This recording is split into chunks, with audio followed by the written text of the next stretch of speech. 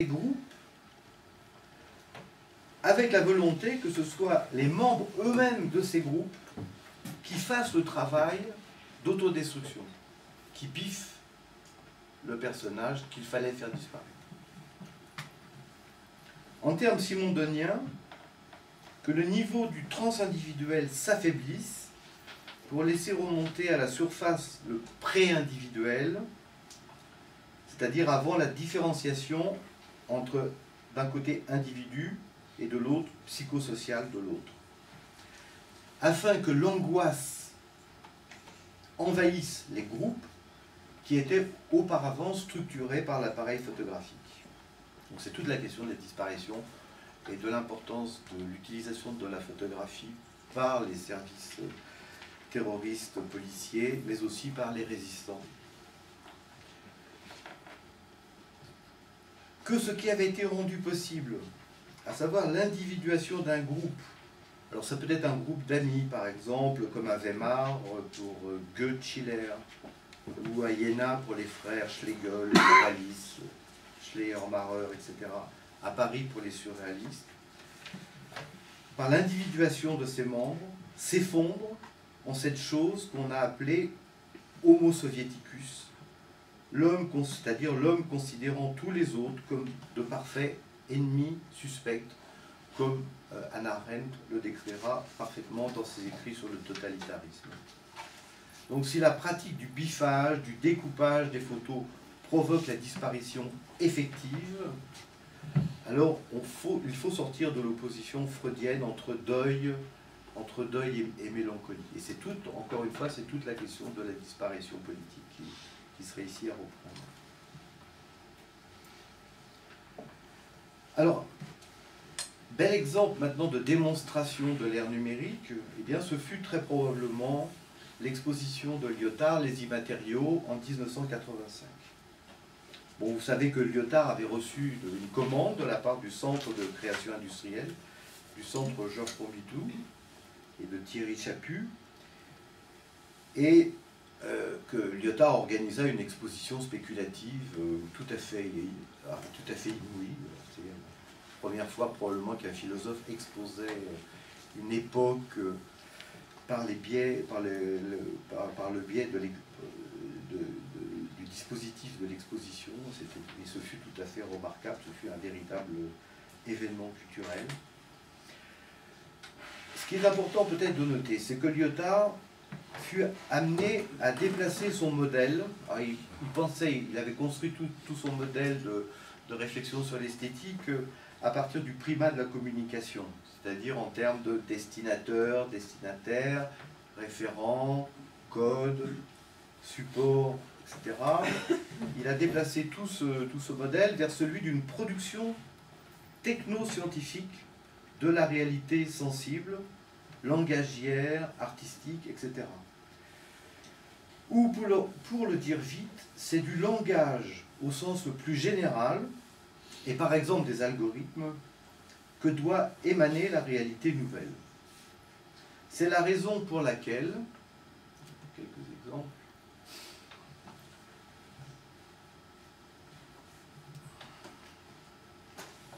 c'est la raison pour laquelle, alors ce sont des photos prises dans les pages du catalogue, qui sont des fiches en fait, le catalogue Les immatériaux, qui est en même temps une vraie œuvre d'art, un ouvrage tout à fait magnifique. C'est la raison pour laquelle, pour caractériser cette situation inouïe dans l'histoire des hommes, où dorénavant la matière n'est plus ce que l'on trouve toujours devant nous, déjà là, comme cette substance qui nous affecte sensiblement, et dont il faut connaître les structures pour la transformer, où le langage pouvait la désigner de l'extérieur comme le référent de ces phrases, et bien dorénavant, ce sont les messages qui génèrent les matériaux. Autre exemple de fiche du catalogue Les immatériaux. Donc ce sont les messages qui génèrent les matériaux, raison pourquoi les appeler immatériaux. Les immatériaux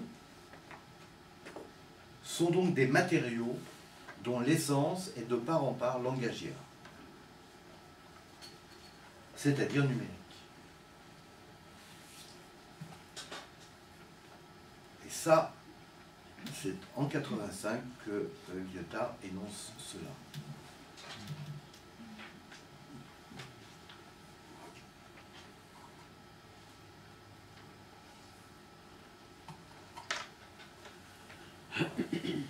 Pour cette raison,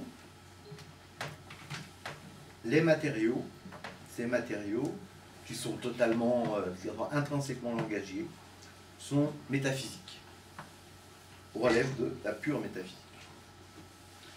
Les immatériaux sont métaphysiques parce qu'ils ne sont pas donnés. Pour Lyotard, la révolution technoscientifique, la révolution de l'art technologique, consiste en un renversement du langage par rapport à son référent matériel.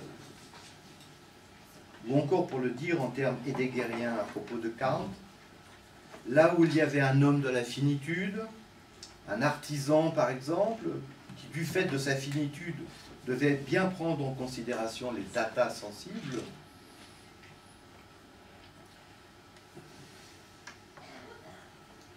ces datas qui émanent du monde, c'est-à-dire devait les recevoir, et c'est le thème de la passibilité cher à Lyotard, et qui devait les synthétiser selon les réquisites des formes pures de l'intuition sensible, des chaînes de l'imagination et des concepts de l'entendement, eh bien, au contraire, il y a désormais la possibilité d'une production sans reste de la réalité. Enfin, ça c'est toujours discuté, bien évidemment, parce qu'il y a toujours du reste. Par exemple, la lutte des classes pour la construction d'un édifice, la bagarre entre les ingénieurs et l'industrie du BTP, et puis les ouvriers qui sont là, etc., etc. En tout cas, il y a cette idée d'une production sans reste de la réalité, à partir du langage le plus formel, le plus vide de sens, le plus logico-mathématique. Cette production, où il n'y a plus de différence entre le sensible et l'intelligible. Alors ça, c'est un truc qui est complètement incompréhensible pour Rancière, par exemple.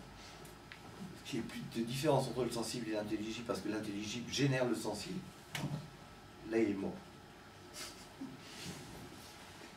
Eh bien, là où il n'y a plus de différence entre le sensible et l'intelligible, entre le phénomène et la chose en soi, et vraiment, oui, on est en pleine métaphysique, eh bien, c'est en même temps une sorte de libération pour Lyotard. C'est peut-être la fin de la philosophie, et c'est tant mieux, surtout quand on voit ce que deviennent les départements de philosophie universitaire. Il faudra peut-être bien les fermer un jour, puisque ce ne sont plus souvent que des départements de spectre. Bon. Et à ce moment-là, fermant les départements de philosophie, il faut on libère la place pour la pensée. À partir du moment où la matière n'est plus à donner, quelque chose qu'on trouve toujours déjà là devant soi, un tronc d'arbre, on ne peut rien à la structure du tronc d'arbre, elle est ce qu'elle est. Alors, et là les conséquences sont très importantes, l'expérience n'est plus une valeur, pas plus que le travail, pas plus que le travail, il ne croit plus au travail, pas plus que la volonté, pas plus que l'émancipation. En découle la fin des grands récits, le communisme, les nationalismes, le libéralisme, qui structuraient la modernité. Récits qui étaient tous des récits d'émancipation. Cette production potentiellement sans limite va être comprise à partir d'un nouveau cadre d'intelligibilité, avec des pôles nouveaux, des pôles différents. Lyotard va parler de maternité, en lieu et place de destinateur, de matrice à la place du code, de matériaux à la place du support, de matériel à la place de destinataire, et de matière à la place de référent. C'est une toute autre problématique centrée sur la racine sanskrit mat qui s'impose et qui servira de schème explicatif et constructif pour l'ensemble de ce qui était une exposition, qui était organisée selon le théâtre du corps becquetien, et donc vous avez cette structuration de l'exposition en cinq parcours d'exposition. Ce qui implique que, selon Lyotard, il faudra opposer la nouvelle configuration à une ancienne configuration de vérité qui s'efface, qui, elle, était centrée sur le corps. Et là, on sent bien qu'il faut faire un pas par rapport à Foucault, c'est-à-dire centrer une configuration sur la notion de corps, c'est être encore moderne, mais c'en est fini pour la postmodernité. S'oppose ainsi à la maternité ce qui vient de moi, s'oppose à la matrice la parole, les philosophies de la parole, à la matière l'histoire, au matériel l'autre, pensez à Lévinas, et aux matériaux s'oppose le corps.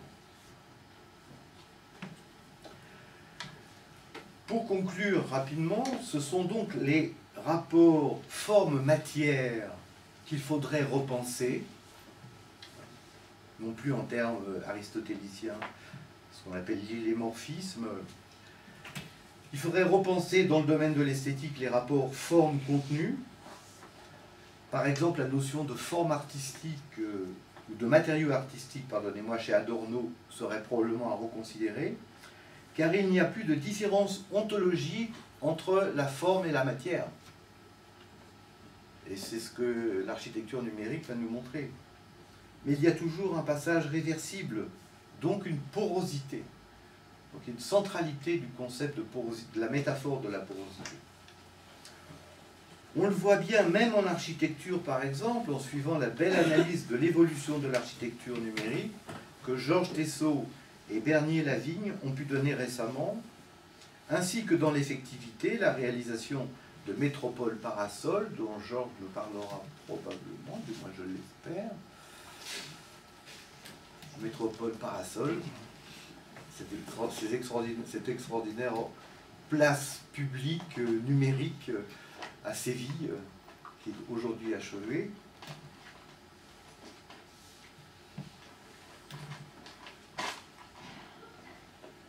Ça, c'est le toit.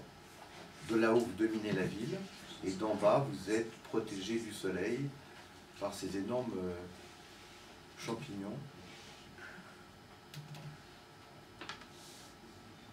Et c'est devenu un lieu extrêmement populaire pour les grandes victoires au football, hein,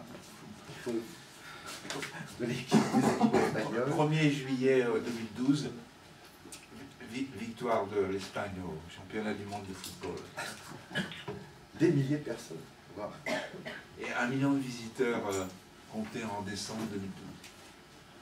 Donc l'idée de Georges, c'est évidemment le métropole parasol, c'est l'équivalent de la Tour Eiffel pour le monde de l'architecture du XIXe siècle. Voilà. Ou de beaucoup. Un point important quand même qui est à considérer s'agissant de cette ouverture de place, donc c'est une structure qui a été élaborée par ordinateur, etc. Bon, Georges en parlera très bien. Au sol, malgré tout, sont conservés les vestiges romains et espagnols. Mais, donc vous avez un rapport à l'archéologie. Donc à la différence des temps qui est préservé. Ça me semble un point très important. C'est pas seulement une architecture autotélique, c'est une architecture ouverte à une certaine forme d'altérité.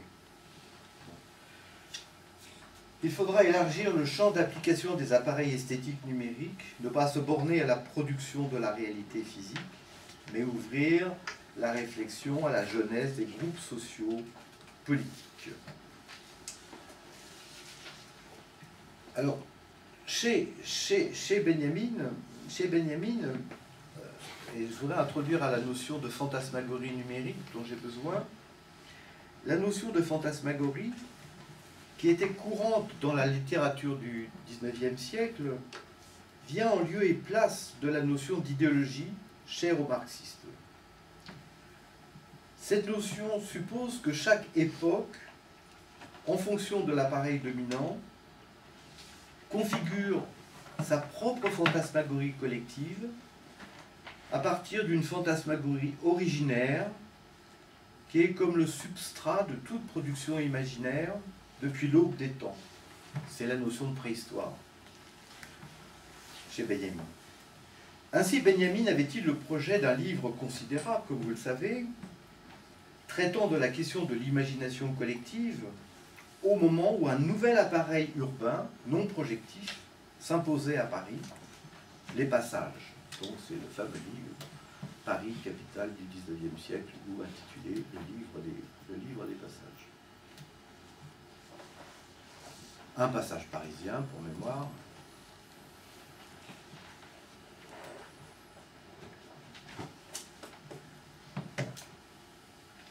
Or, la réflexion benjaminienne est esthético-politique. L'une de ces questions porte sur les rapports entre espace privé et espace public. La thèse que l'on peut déduire des fragments essentiels du livre, cette thèse est importante pour nous. Et la voici.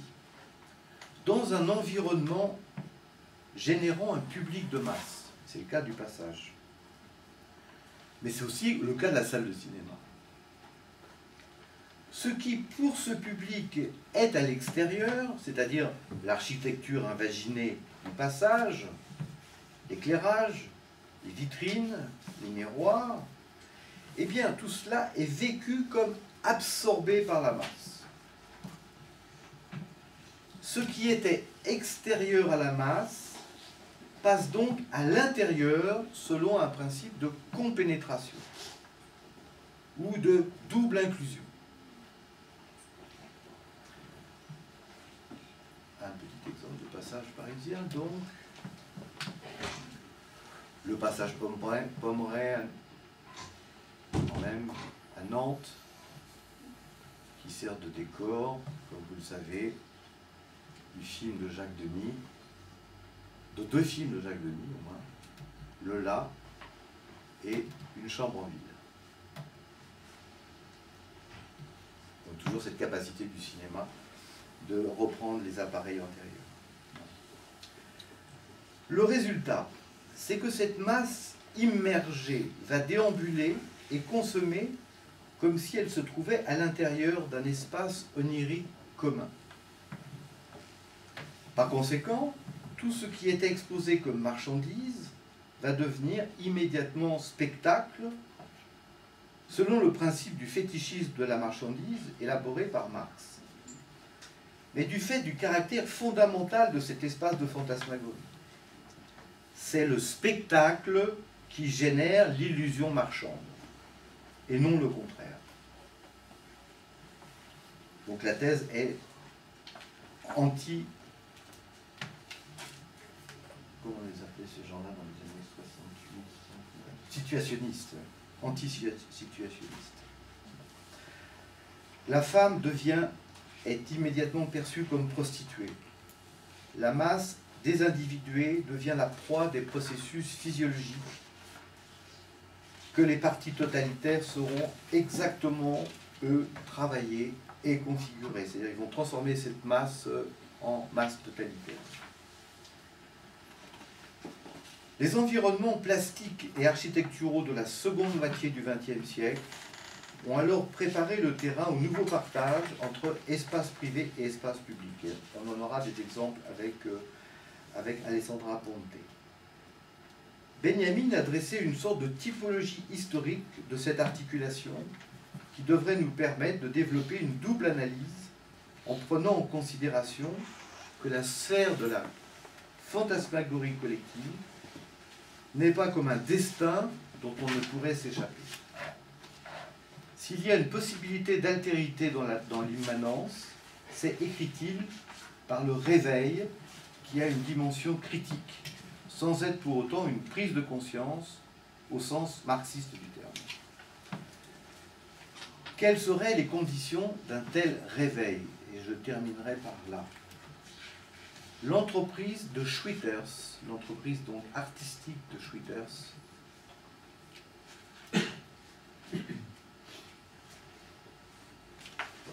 c'est Merzbau à Hanovre. L'entreprise de Schwitters peut servir de modèle. On sait que Schwitters a travaillé dans deux dimensions à la fois, parallèlement, sans exclure l'une ou l'autre. C'est-à-dire que d'un côté, Schwitters a été du côté de la production de communication. Il serait du côté du numérique aujourd'hui, il fait de la communication sur Internet. Il a travaillé dans l'ordre du design, de la publicité, de la typographie, etc. Il était parfaitement respectueux des codes de la communication. Et de l'autre côté, il a développé une entreprise artistique. Ses tableaux, du théâtre, de l'architecture, etc., etc., je passe. Comment est-ce que ça a été possible? C'est que Schwitters s'est placé en quelque sorte au milieu entre la communication d'un côté et l'art de l'autre. Ce milieu, il l'a appelé Merz. Et ce Merz, qui est une abréviation, qui est une césure de commerce, il faut l'entendre biologiquement, comme une graine qui est au milieu de la tige et de la racine, parce que c'est une réalité germinale. On peut faire l'hypothèse, donc, qu'il n'y a pas de production artistique en général sans la configuration d'un tel milieu intime qui n'exclut pas, par ailleurs, l'appartenance immersive au code. Or, Schwitters a configuré architecturalement et plastiquement son propre milieu sous la forme d'une grotte ou d'une cavité interne. Donc là, vous avez les deux exemples de photos du Merzbau de Hanovre. Une autre photo du Merzbau qu'il avait produit après-guerre, qu'il a ouvert, cette sorte de grange à Elterwater en Angleterre. Ici, il a été reconstitué. Donc, il a constitué son propre milieu sous la forme d'une grotte ou d'une cavité intime. Donc, la série Merzbau. On pourrait, à la suite de Derrida, ici parler de crypte, c'est-à-dire un lieu interne où les morts, les souvenirs, ne sont pas seulement des souvenirs des fantômes agressifs, comme seraient des revenants venant de l'extérieur, ni non plus abandonnés, c'est-à-dire totalement oubliés. Bref, une sorte de mode d'accueil de l'altérité pure. Donc, ma conclusion, ce serait celle-ci, c'est qu'il n'y aura pas d'artistes numériques s'ils ne peuvent pas constituer ce qu'on peut appeler, s'ils ne peuvent pas se constituer comme des cryptophores, c'est-à-dire s'ils ne peuvent pas générer en eux-mêmes quelque chose comme une crypte, s'ils ne peuvent pas être d'un côté, du côté de la rumeur numérique, par exemple Internet, et par ailleurs, et en même temps, s'ils ne sont pas capables d'absorber des éléments parfaitement intimes, mémoriels, subjectifs, etc., etc. Donc le modèle du Merzbau, en termes de crypte, peut peut-être nous être utile pour comprendre comment il peut y avoir un art numérique qui ne serait pas constitué que d'artefacts de l'ère numérique. Merci Jean-Louis. Alors on avait prévu à chaque fois un moment de discussion. Je propose qu'on le fasse à la fin des interventions, si tu en es d'accord, Jean-Louis. En tout cas, bravo pour cette intervention. Et je propose tout de suite à Georges Tessot de venir nous rejoindre. On va essayer de gagner un peu de temps, parce que je crois qu'il y aura après des problèmes d'attendance. Bravo, Jean-Louis.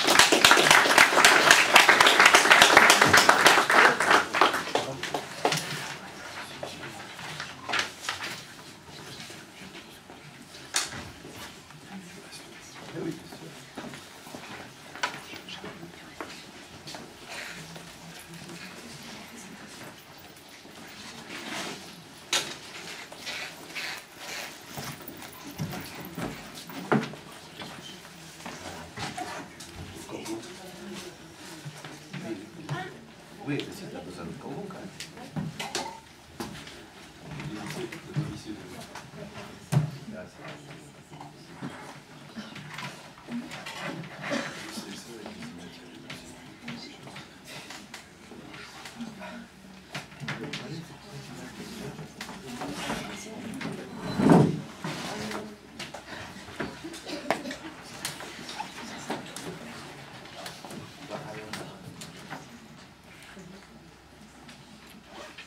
Donc pendant que Georges s'installe, je vais corriger moi, une petite erreur. Hein, je vais le redire. Il est donc professeur à l'école d'architecture à l'université Laval à Québec. Au Québec. Et au Québec. J'y arriverai.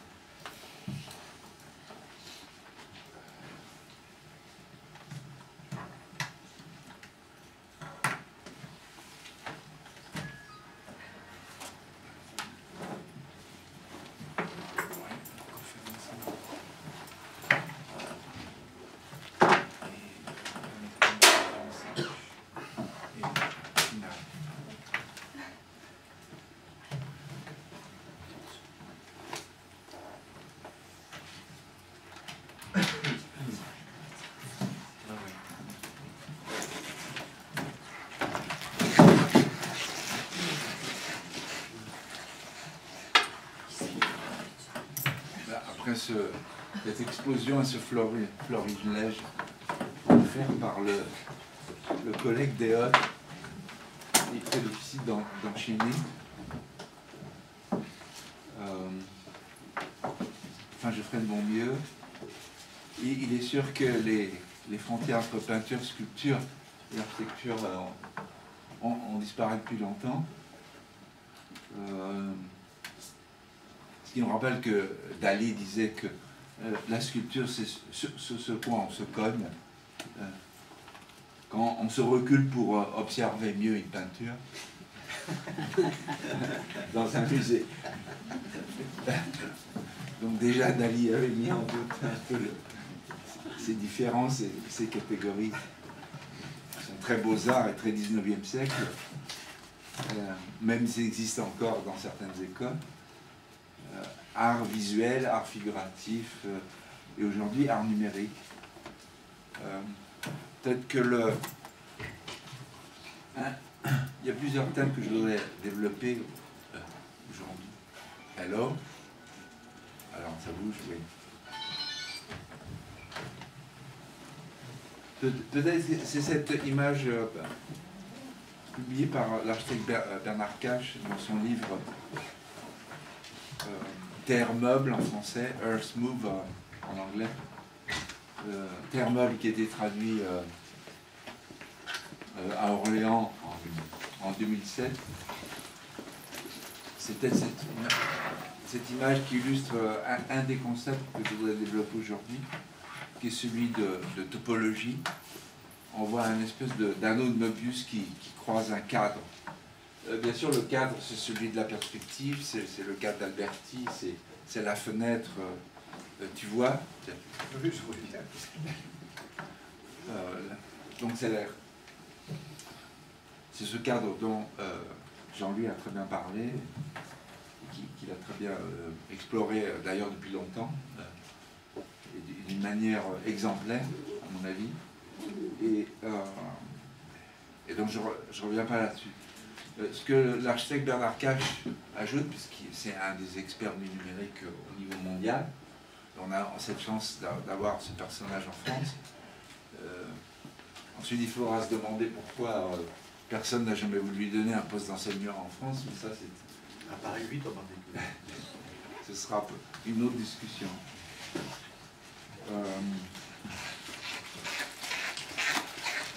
Donc mon premier point, c'est sur la topologie. Et ce qui est intéressant, après les travaux par exemple de Jean-Louis et de Barthélemy, de Jean-Luc Barthélemy, c'est de trouver que le thème de la topologie est très présent chez Simondon, Simondon parle, il y a un chapitre intitulé Topologie et chronologie dans sa thèse principale. Et donc ça nous oblige à penser de nouveau à la conception simondonienne qui suppose l'existence d'une réalité pré-individuelle, ce que tu disais d'ailleurs.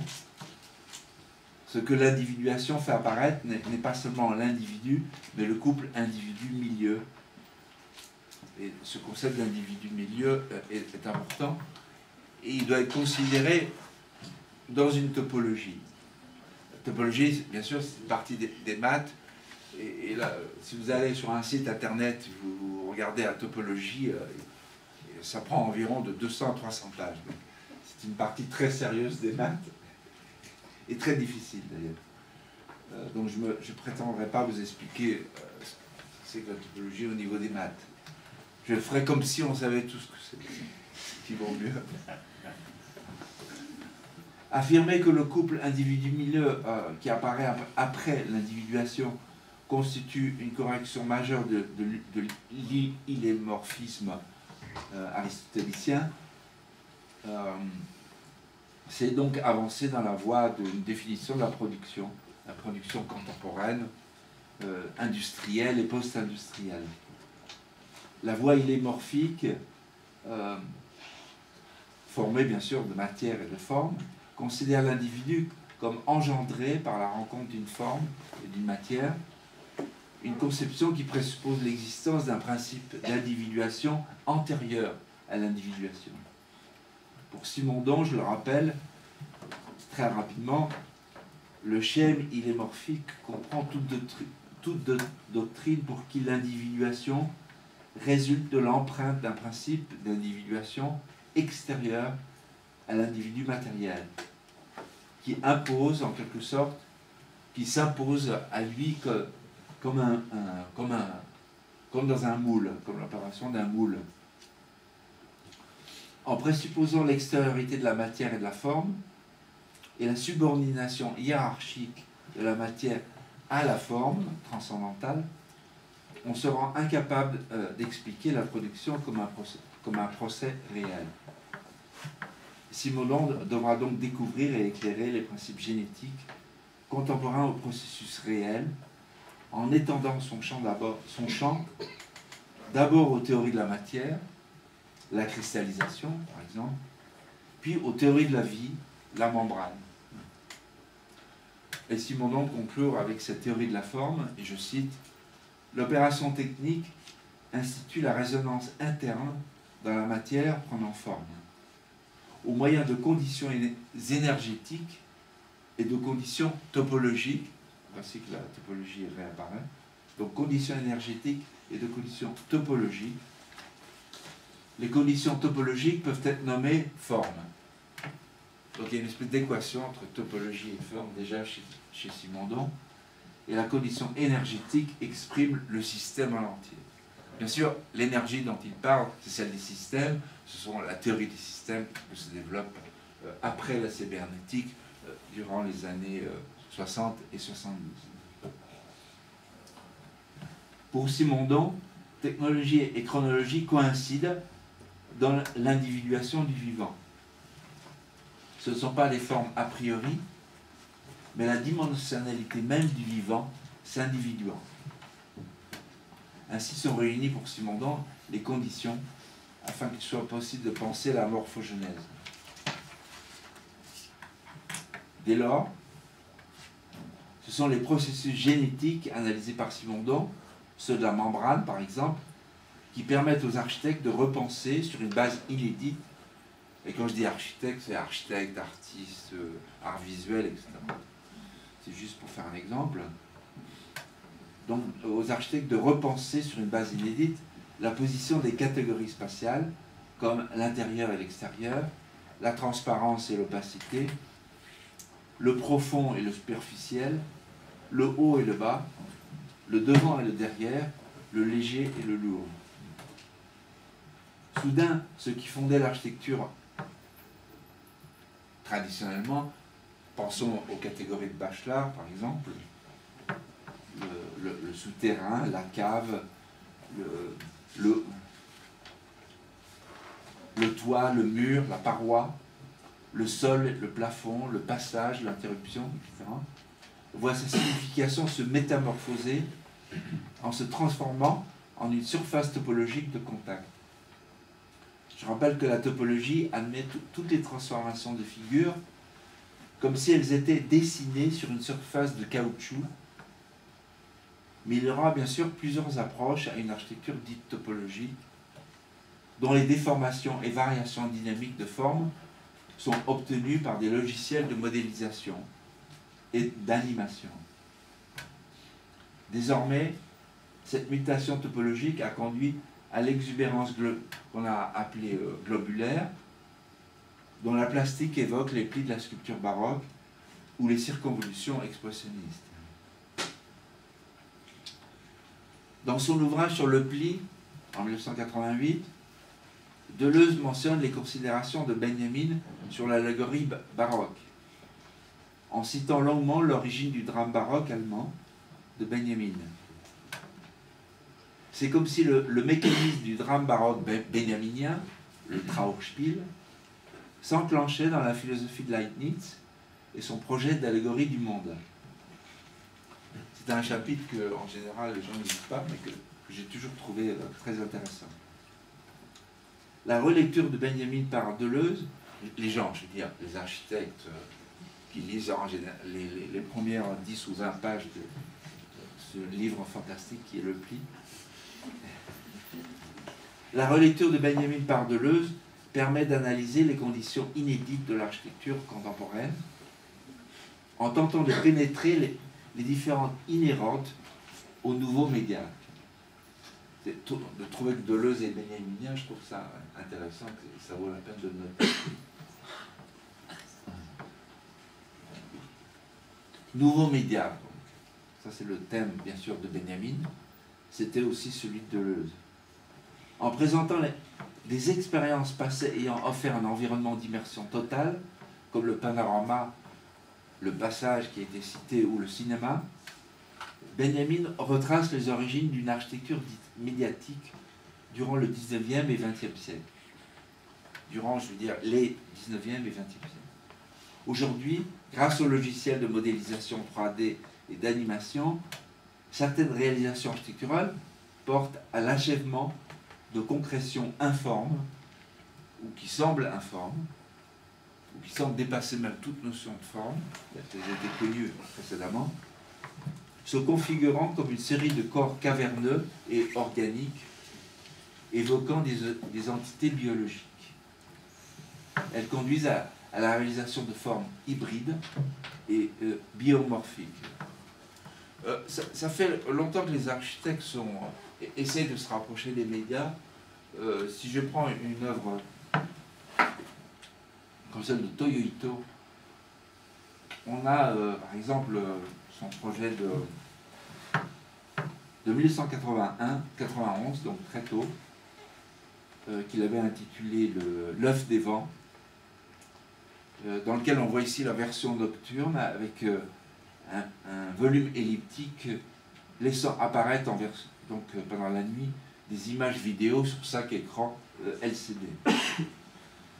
On peut bien sûr en penser aux films, aux différents films de cinéma de science-fiction de la même époque, dont il y a une espèce d'échange qui se crée entre l'approche filmique du monde et l'approche architecturale du monde. Se place dans ce cas-là, toutes les deux, et en même temps au niveau des médias. C'est pour ça que je tiens beaucoup à cet exemple.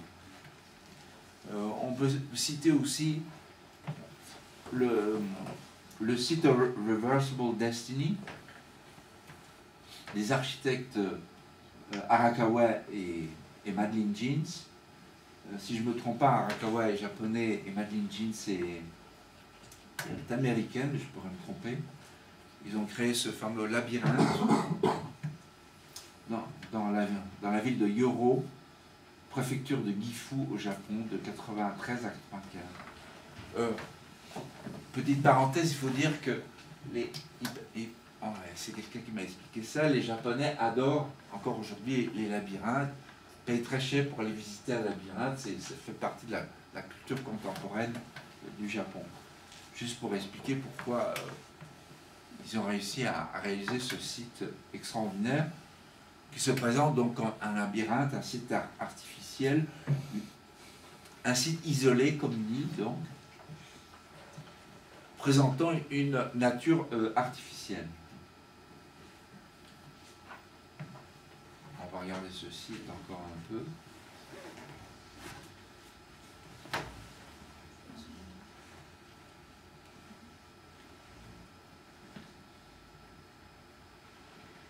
Où on peut citer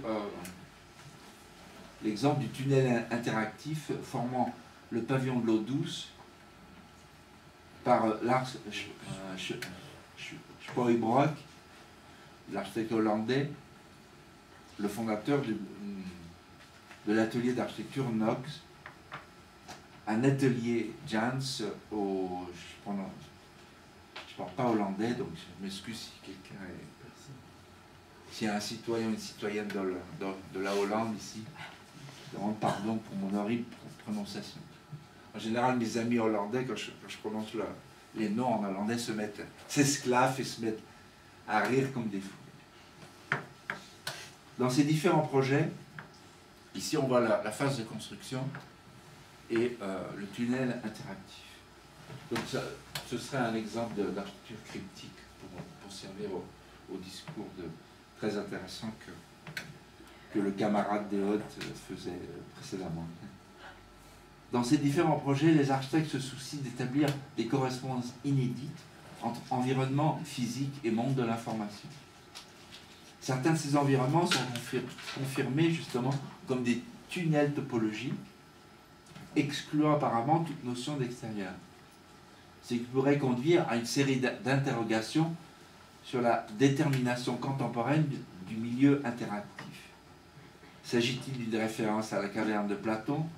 C'est peut-être une interprétation banale pour vous, philosophes, ou bien une référence à l'art grotesque. Après tout, l'art grotesque était un art cryptique, un art de l'intérieur, où on présentait des monstres, des collections, des choses intéressantes, et des objets à la fois naturels et surnaturels, des références à l'alchimie, et j'en passe et j'en oublie, sur la grotesque, avec une très grande littérature là-dessus.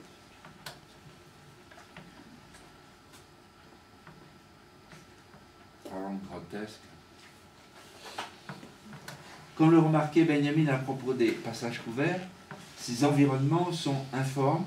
Ces environnements informes sont sans fenêtre, en allemand Fensterlos, et ils annoncent un retour à une sphère primordiale, à un œuf, un fœtus ou une matrice,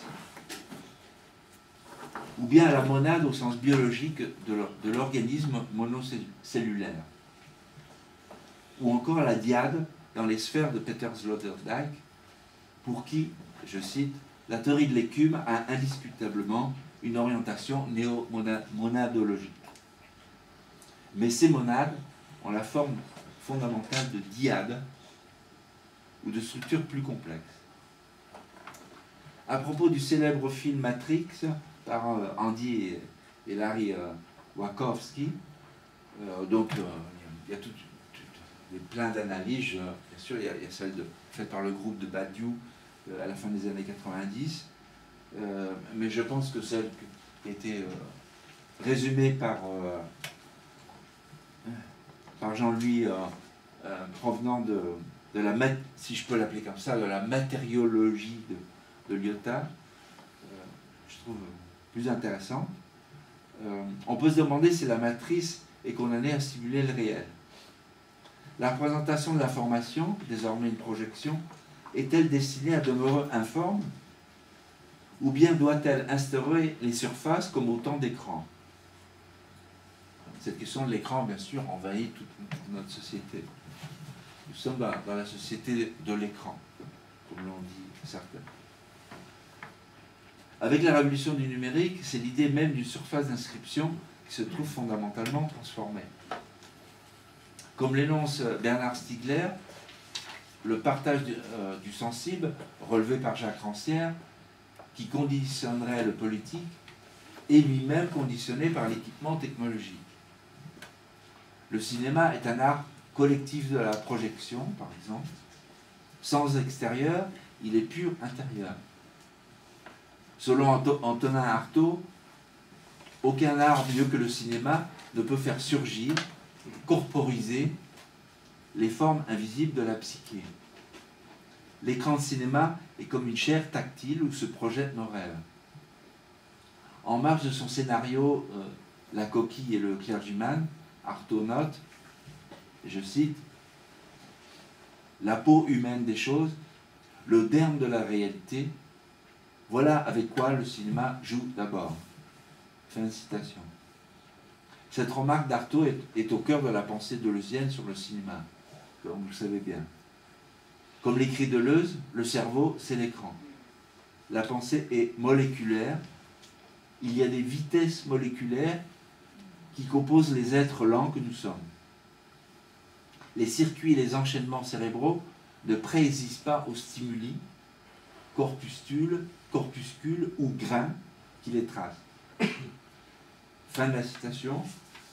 À quoi on pourrait ajouter aujourd'hui que les circuits ne préexistent pas, ne préexistent non plus aux pixels et au processus de pixelisation générale de notre monde.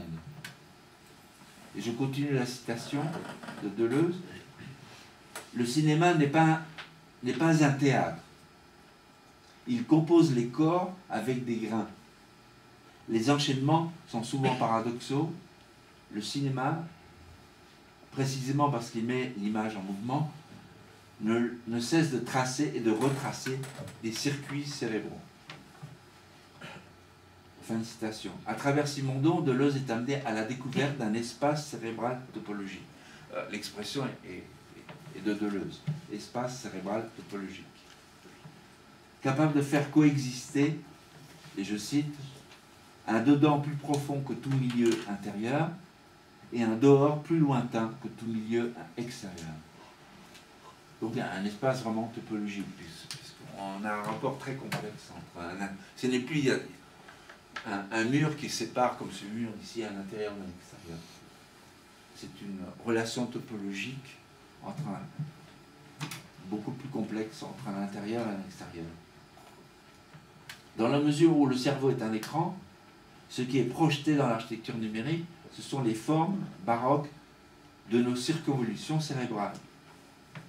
Fruit de greffes topologiques, comme dans une bouteille de Felix Klein, bien sûr le fameux mathématicien allemand du XIXe siècle, fruit de greffes topologiques comme dans une bouteille de Felix Klein, une surface pour laquelle on ne peut définir un intérieur ni un extérieur, il serait concevable que cet intérieur pur puisse se retourner en un extérieur tout aussi éthéré.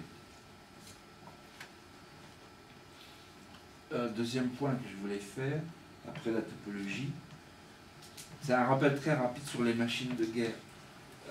L'architecture numérique n'est pas... Premièrement, dit en termes très simples, l'architecture numérique est un outil, et comme tout outil, ça peut produire des horreurs, des monstruosités. On peut, par exemple, faire du kitsch et du faux baroque, et toutes les scénographies de Las Vegas, en ce moment, ont été faites avec des techniques numériques. Donc, c'est pas qu'il y a un rapport direct entre l'outil et le résultat. Ça me semble évident, mais il faut quand même le rappeler.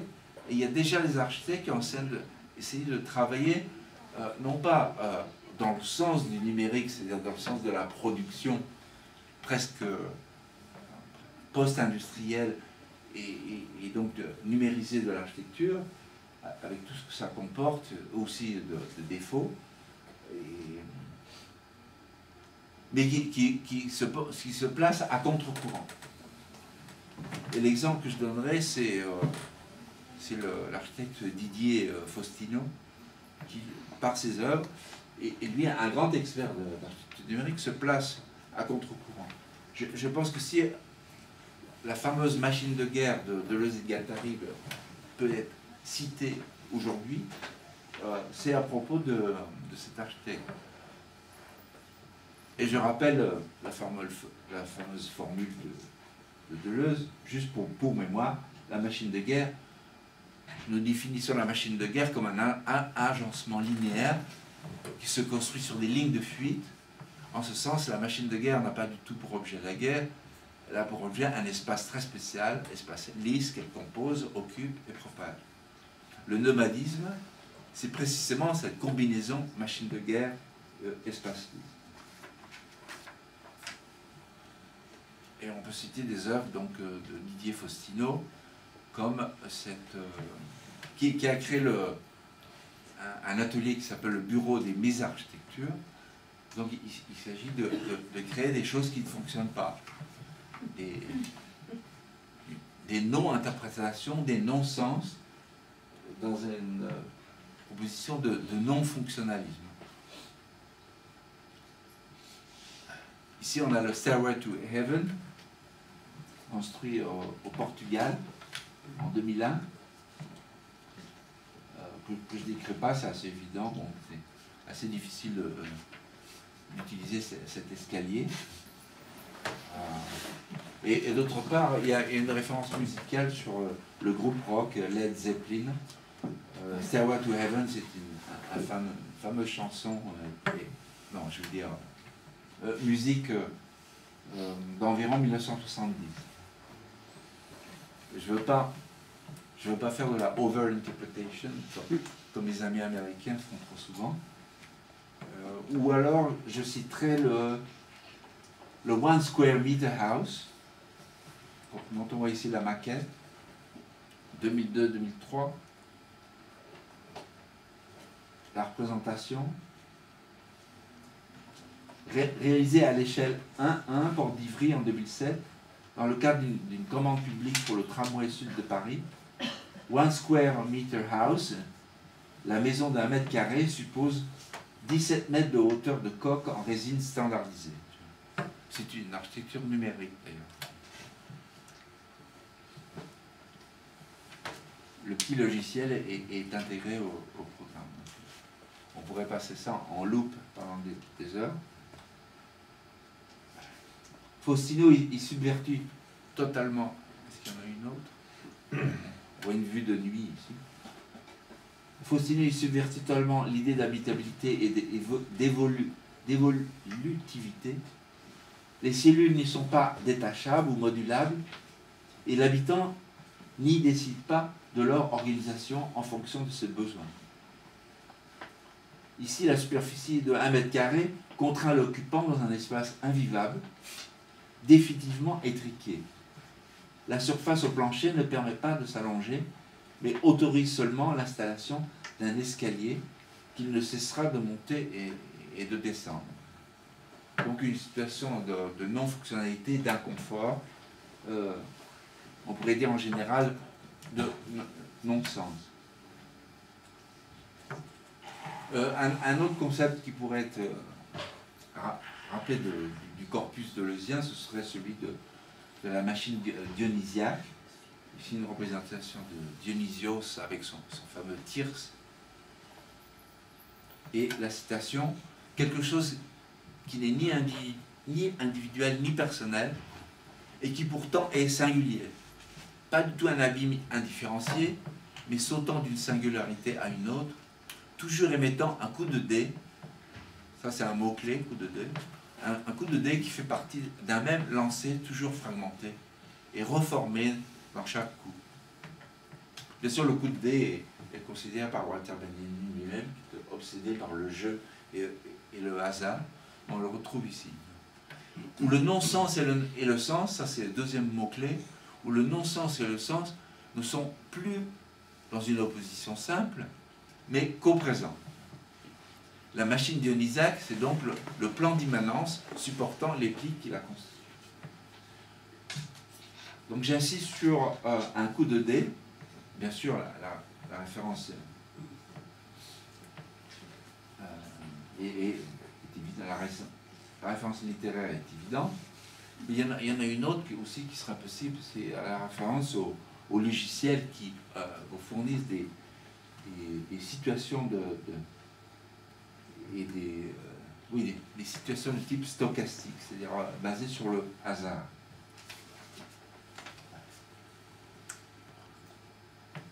Enfin, le sens et le non-sens, le confort et l'inconfort peut aboutir à un espèce d'instrument de torture, comme ce opus incertum de 2008.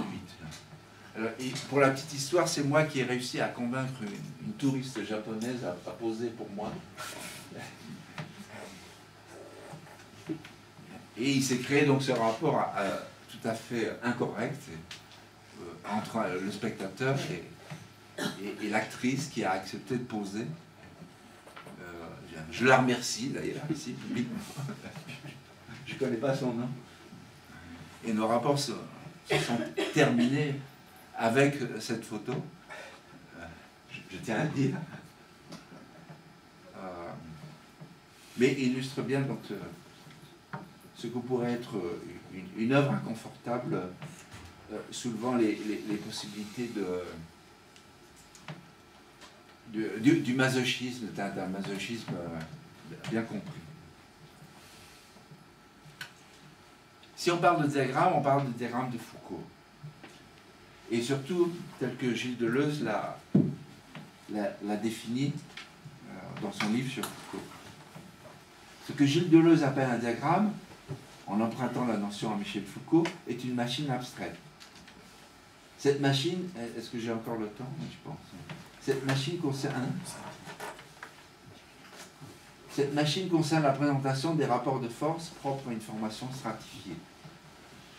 Le diagramme double sur un mode intensif les diverses strates, par exemple celle de l'histoire de la société. Un tel diagramme intensif ne doit pas être conçu comme une structure permanente, ni comme une forme préexistante, mais bien comme un problème virtuel, un complexe de formes. Le diagramme n'est pas historique, il relève du devenir. Indissociable de son actualisation, le diagramme sert à injecter du devenir en tous les points de la réalité stratifiée.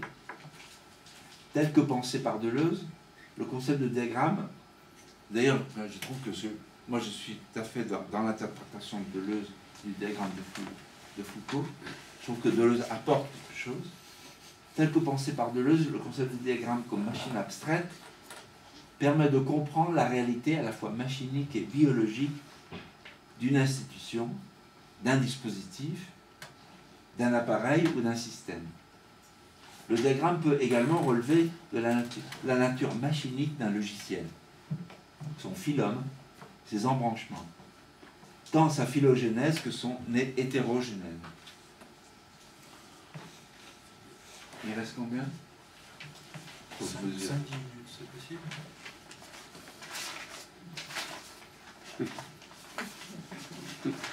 C'est possible. Alors, on va résumer cette partie-là. Ça, c'est des fiches que j'avais fait pour le FRAC, pour un catalogue qui va sortir cette année, sur le groupe OSA.